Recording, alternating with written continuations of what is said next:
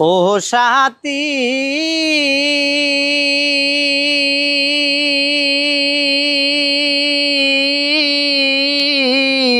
লেখাপড়া করছি অষ্টম শ্রেণী।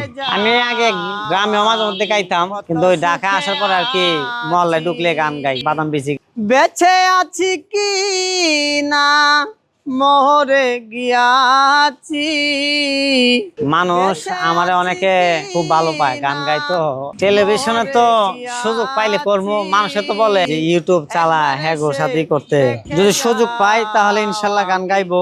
কত সুখে আছি ভুল বুঝে চলে গেছ।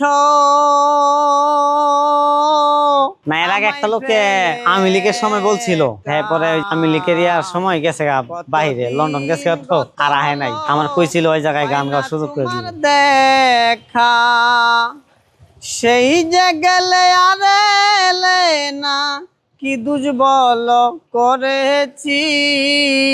এটা আমি এমনি চর্চা করি না, আমি প্রত্যেকদিনই গান গাই, গলিতে গলিতে গাই।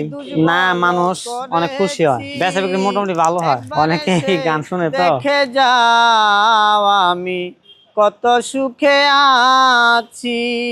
বর্তমানে ঢাকা আছি, আমার 3টা মেয়ে আর আমার স্ত্রী আর আমি আছি, আর আমার আম্মা আছে বাড়িতে। আছি মোটামুটি ভালো আছি। হ্যাঁ মজা পাই, মোটামুটি ভালো টাকা লাভ হয়, মজা তো পাই। একবার এসে দেখে যাও আমি কত সুখে আছি।